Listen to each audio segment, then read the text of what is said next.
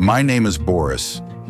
I've become fascinated by the side of Israeli history that isn't usually advertised. The chapters that, for various reasons, remain unspoken. Today we are going to look closer at the legend of Masada. From up here, it looks like a majestic monument to heroism. But this landscape is deceptive. Beneath the myth lies a truth that official history has tried to bury.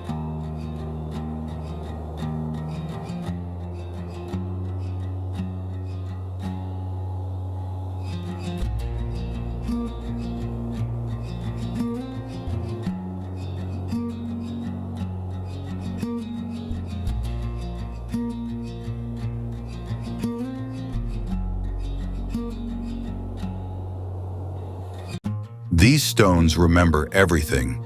You just have to listen. The desert holds many secrets. We are uncovering them today. History is usually written by the victors, but the story of Masada was written by a traitor. One man, Josephus Flavius. He claims to know the truth. He claims to have heard the final speeches. But there is one major problem. He wasn't even there. And that is why we must question the narrative. The evidence suggests a completely different timeline of events. We will see the contradictions in the stones themselves. Nobody can explain these discrepancies. Let's move to the next chapter. Who exactly was Flavius protecting in his books? Or rather, who was he trying to justify? The legend calls the defenders of Masada zealots, freedom fighters, but historical reality is far uglier. The men holding Masada were not just rebels. They were the Sicarii. In Latin, sica means a curved dagger, a weapon designed for murder, easily hidden in the folds of a robe. The Sicarii were a radical sect. Their methods terrified their own people more than the Romans. They were the terrorists of their time, assassinating moderates in crowded markets, burning the homes of the wealthy, destroying debt records. This wasn't just a war against Rome, it was a civil war.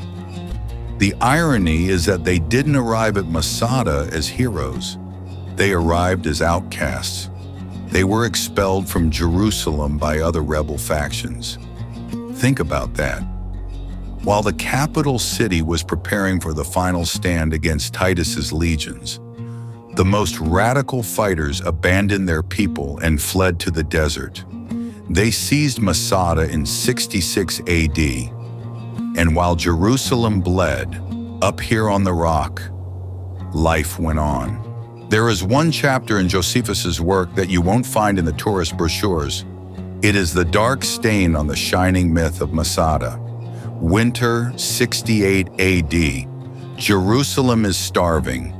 The Roman noose is tightening. But on Masada, the Sicarii need supplies.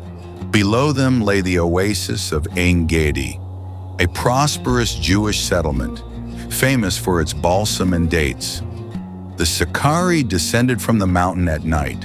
It was Passover, the holiest time of the year, when the nation should have been united. But instead of prayer, En Gedi received a slaughter. The men of the village were likely away, or simply didn't expect a knife in the back from their own brothers. Flavius writes dryly, but the numbers hide an atrocity. They massacred over 700 women and children.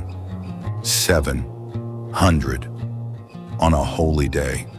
They looted the grain, the fruit, everything they could carry, and hauled it back to their impenetrable fortress.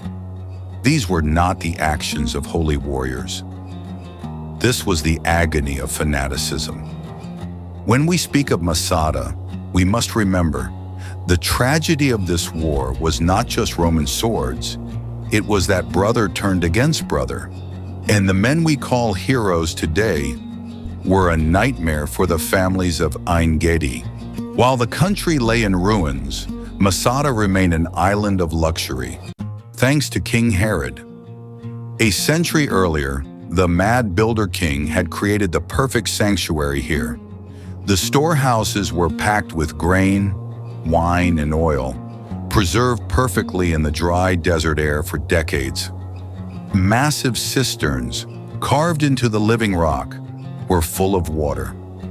So full that the Sicarii could afford ritual baths and swimming pools, while people in the valleys below died of thirst.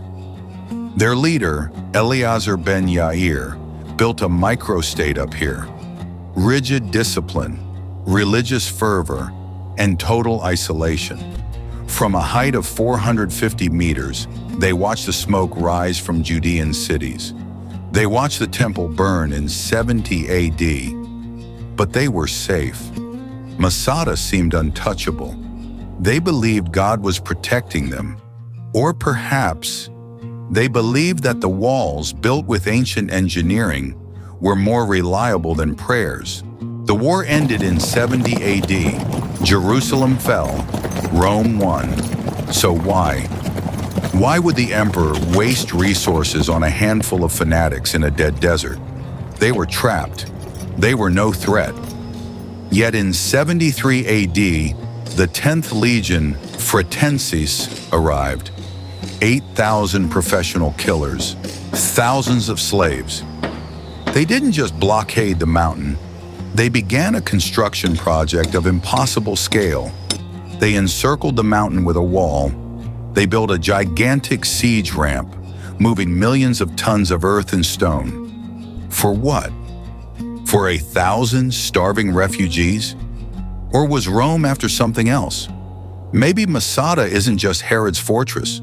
The strange architecture, the water systems that defy the technology of the era, the polygonal masonry that resembles ruins in Peru and Baalbek. What if Flavius was hiding not just the truth about the Sicarii, but the truth about the mountain itself?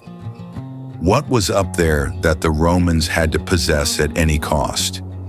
That, and the mystery of the missing bodies, is what we will uncover in the next episode.